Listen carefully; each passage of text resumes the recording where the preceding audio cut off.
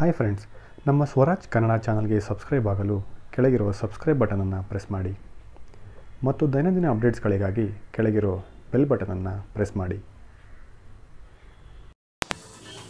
ನೋಡುತ್ತಲೇ Kannada big boss season 6 10ನೇ ವಾರದ ಅಂತ್ಯಕ್ಕೆ ಬಂದಿದೆ. 70ನೇ ದಿನಕ್ಕೆ ಕಾಲಿರಿಸಿರುವ ಬಿಗ್ ಬಾಸ್ ಮತ್ತೊಂದು ಅಧ್ಯಾಯದತ್ತ ಹೆಜ್ಜೆ ಹಾಕಿದೆ. ಬಿಗ್ ಮನೆಗೆ ಕಳೆದ 15 ದಿನಗಳ ಹಿಂದೆ ಬಂದಿದ್ದ ಮೇಘಶ್ರೀ ಬಿಗ್ ಬಾಸ್ ಮನೆಯಿಂದ ಹೊರ ನಡೆದಿದ್ದಾರೆ. ಕೊನೆಯ ಬಾರಿಗೆ ಹ್ಯಾಂಡಿ ಮತ್ತು ಮೇಘಶ್ರೀ ನಡುವೆ ಬಿಗ್ ಫೈಟ್ ಇತ್ತು. ಮನೆಯಿಂದ ಹೊರ ಹೋಗುತ್ತಿರುವ ಹೆಸರನ್ನು ಸುದೀಪ್ ಸ್ವಲ್ಪ ಟ್ವೀಟ್ ಮಾಡಿ ಹೇಳಿದ್ದರು. ನೀವು ಮನೆಯಿಂದ ಹೊರ ಹೋಗದೆ ಬಿಗ್ ಮನೆಯಲ್ಲೇ ಉಳಿದುಕೊಳ್ಳಲು ಅವಕಾಶ ಪಡೆದುಕೊಂಡಿರಿ ಎಂದು ಹೇಳಿದಾಗ ಹ್ಯಾಂಡಿಗೆ ಹೋದ ಜೀವವಿತ್ತು. ಶಶಿ, ಕವಿತಾ ಇಬ್ಬರೂ ಸೇಫ್ ಆದರು. ರಾಕೇಶ್ ಕೂಡ ಸೇಫ್ ಆಗಿದ್ದಾರೆ. ಅದರಂತೆ ರಶ್ಮಿ ಅವರು ಬಿಗ್ ಬಾಸ್ ಮನೆಯಲ್ಲಿ ಉಳಿದುಕೊಂಡರು. ಅತ್ಯುತ್ತಮವಾಗಿ ಆಟವಾಡಿದ ಧನರಾಜ್ ಕೂಡ ರಕ್ಷಣೆ ಪಡೆದರು.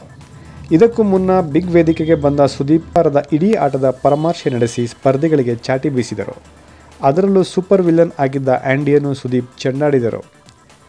ಸೂಪರ್ ವಿಲನ್ ಟಾಸ್ಕ್ನಲ್ಲಿ ಡಿಯೋಡ್ರೆಂಟ್ ಅನ್ನು ಬೇಕಾಬಿಟ್ಟಿಯಾಗಿ ಯೂಸ್ ಮಾಡಿದ್ದು, ಸ್ಪರ್ಧಿಗಳ ಕಣ್ಣು ಮೂಗುಗಳಿಗೆ ಡಿಯೋ ಹಾಕಿದ್ದಕ್ಕೆ ವೀಕ್ಷಕರ ಸೇರಿದಂತೆ ಎಲ್ಲರೂ ಆಕ್ಷೇಪ ವ್ಯಕ್ತಪಡಿಸಿದ್ದರು. ಇದೇ ಪಾಯಿಂಟ್ ಇಟ್ಟುಕೊಂಡು ಆ್ಯಂಡಿಗೆ ಸುದೀಪ್ ಕ್ಲಾಸ್ ತೆಗೆದುಕೊಂಡಿದ್ದಾರೆ.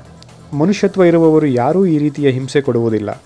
ನಾಯಕನಾದ ನಂತರ ಕ್ಷಮೆ ಕೇಳಿದ್ದು ತಪ್ಪು ಎಂದು ಬುದ್ಧಿವಾದ ಹೇಳಿದ್ದಾರೆ.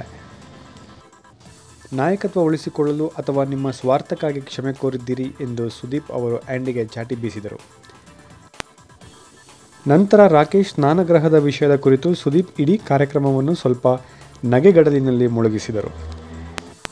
ಇಷ್ಟು 10ನೇ ವಾರದ ಕತೆ ಕಿಚ್ಚನ ಜೊತೆ ಕಾರ್ಯಕ್ರಮದ ಮೊದಲನೇ ದಿನದ ಹೈಲೈಟ್ಸ್.